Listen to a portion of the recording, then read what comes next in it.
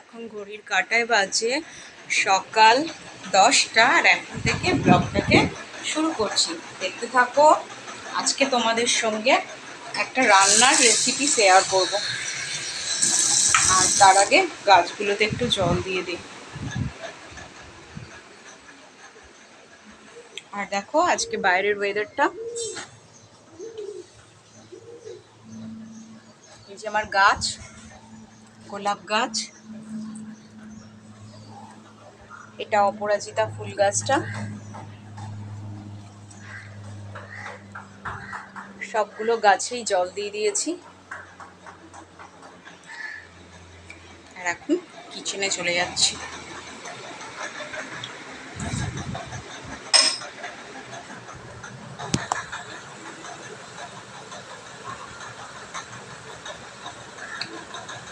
আজকে রান্না করব পনিরের রেসিপি।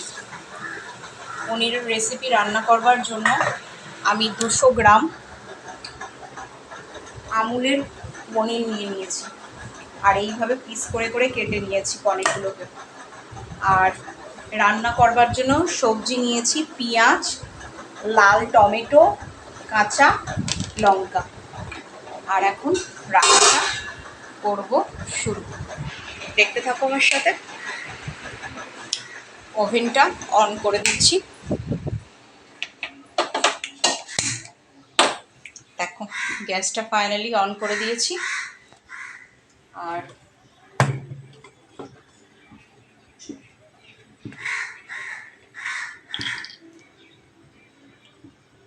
প্যানে তেল দিয়ে দিচ্ছি সামান্য।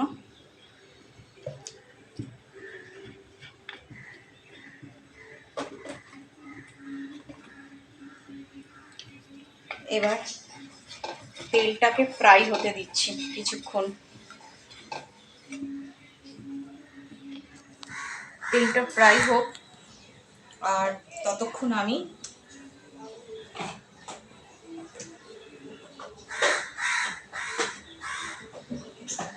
যেহেতু অত্যাধিক গরম, তাই রান্নাটা আমি খুব সামান্য মশলাতেই করব।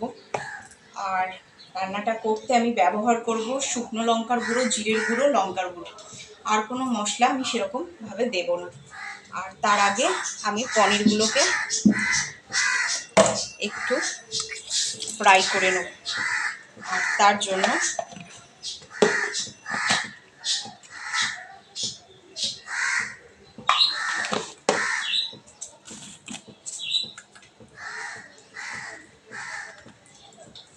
দেখো, ফ্রাই করবার জন্য আমি পনিরগুলোকে নুন হলুদ ভালো করে মেখে নিয়েছি। সামান্য নুন হলুদ মেখে এইভাবে কড়াইটা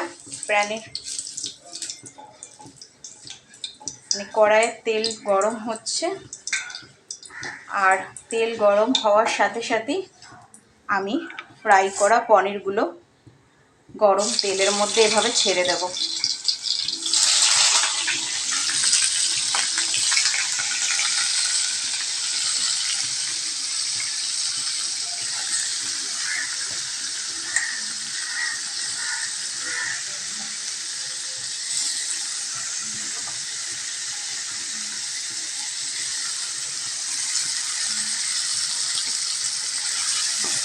এবার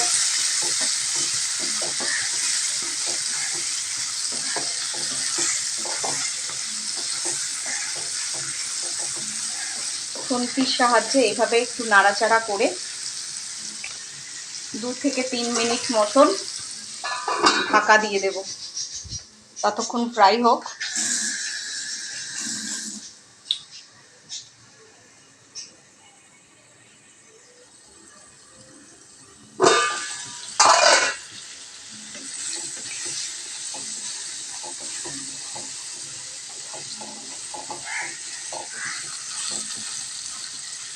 দেখো প্রায় হয়েই এসছে।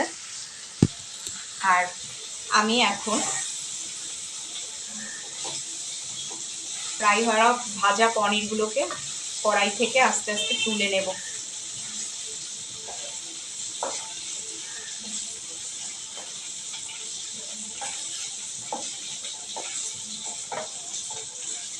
বেশি ভাজবো না, বেশি ভাজলে পনিরের একটা স্বাদ থাকে, সেই স্বাদটা নষ্ট হয়ে যায়। তো আমি হালকা করে তেলে জাস্ট ভেজে নিয়েছি। এইবার অনিয়ন কুচি, টমেটো কুচি আর কাঁচা লঙ্কা এইভাবে দিয়ে ফ্রাই করব।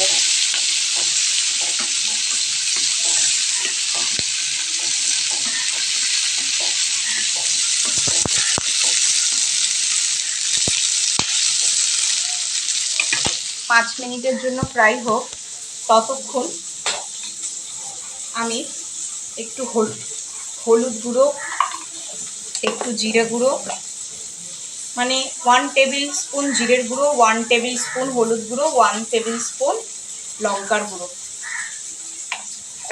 আমি দিয়ে দিলাম। দেখো, এই 1 টেবিল স্পুন হলুদ গুঁড়ো দিয়েছি, 1 টেবিল স্পুন লঙ্কার গুঁড়ো দিয়েছি আর 1 টেবিল স্পুন মতন জিরের গুঁড়ো দিয়েছি।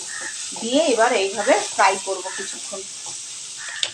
করবার পর ভেজে রাখা পনিরগুলো এর মধ্যে দিয়ে দেব।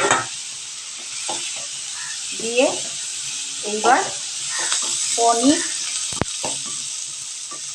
পেঁয়াজ, টমেটো, কাঁচা লঙ্কা সব এইভাবে 1 মিনিট মতন ফ্রাই করব। দিয়ে 1 মিনিট মতন ঢাকা চাপা দেব। তারপর পরিমাণ মতো জল দিলেই রেডি আজকে আমার পনিরের তরকারি। একদম কম রিচ, কম তেল মশলা দিয়ে খুব সুস্বাদু একটা হেলদি রান্না। তোমরা বাড়িতে এভাবে ট্রাই করতে পারো। ভীষণ একটা হেলদি খাবার পনির।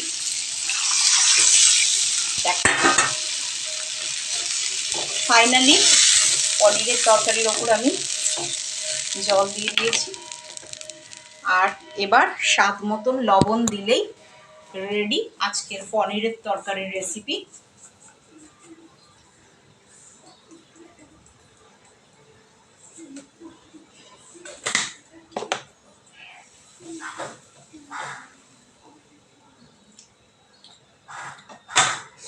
তো ততক্ষণ এটা একটু কুক হোক, দেখতে থাকো। দেখো, এটা এখন 6-7 মিনিট কুক হবে, ব্যাস, তারপর রেডি পনিরের রেসিপি। আজকের রেসিপিটা করবার জন্য তোমাদের যা যা প্রয়োজন সেটা হচ্ছে 200 গ্রাম ওজনের আমুলের একটা পনিরের প্যাকেট, আচ্ছা, একটা টমেটো আর একটা পেঁয়াজ আর 4টে কাঁচা লঙ্কা। আর মশলা হচ্ছে জিরের গুঁড়ো, লঙ্কার গুঁড়ো, হলুদ গুঁড়ো আর লবণ। জিরে, লঙ্কা, হলুদ আর লবণ, এছাড়া আর কোনো মশলা এতে দেবে না।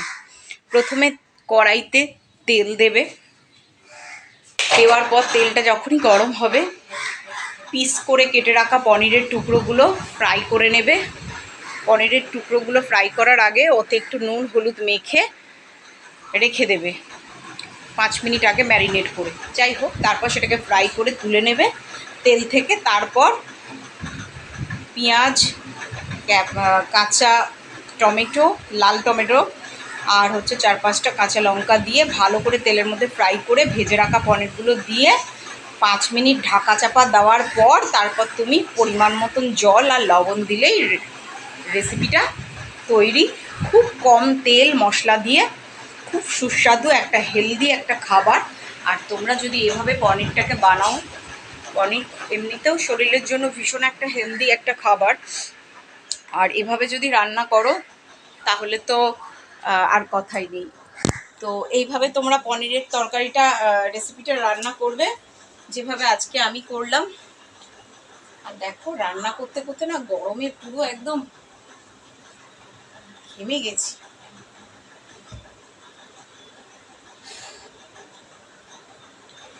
চুলটা এখন একটু বেঁধে নিলাম। আমি অনেক দিন পর আজকে রান্নার ব্লগ করলাম। একজন ভিউয়ার্স আমাকে রিকোয়েস্ট করেছে যে পনিরের তরকারির রেসিপি শেয়ার করবার জন্য, তো আমি আজকে করলাম। এভাবে তোমরা যদি পনিরটাকে বাড়িতে বানাও দেখবে ভীষণ টেস্টি একটা খেতে হয় আর ভীষণ হেলদি একটা খাবার। আর পনিরটা এমনি শরীরের জন্য ভীষণ একটা ভালো খাবার। তো এইভাবে তরকারিটা তোমরা রান্না করবে। দেখো এখন আমার পনিরের তরকারিটা ফাইনালি হয়ে গেছে। দেখছো কি সুন্দর একটা কালার এসছে তরকারির, আর কাঁচা লঙ্কাগুলো এইভাবে ছড়িয়ে দেওয়াতে আরও খুব সুন্দর একটা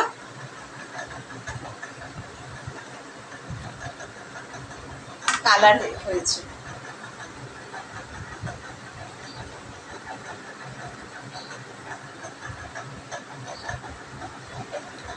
আজকে তৈরি আমার পনির রেসিপি তোমাদের কেমন লাগলো?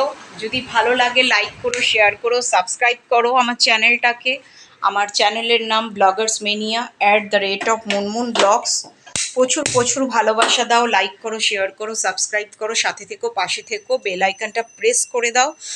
আর আমার চ্যানেল তো ব্লগার্স মেনিয়া @মুনমুন ব্লগস। প্রচুর প্রচুর ভালোবাসা দাও। আর তোমরা যারাই আমার ভিউয়ার্স আছো আমি জানি তোমরা খুব ভালো।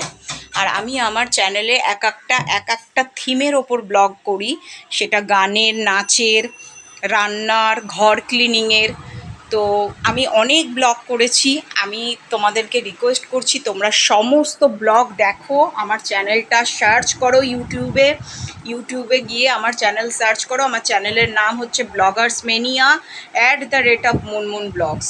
হ্যাঁ, তোমরা সার্চ করলে আমার চ্যানেল খুঁজে পাবে। আর চ্যানেলে দেখবে আমি রবীন্দ্রসঙ্গীতের ব্লগ করেছি, আধুনিক গান, দেশাত্মবোধক গানের ব্লগ করেছি, রান্নার ব্লগ করেছি, ঘর ক্লিনিংয়ের ব্লগ করেছি, নাচের ব্লগ করেছি।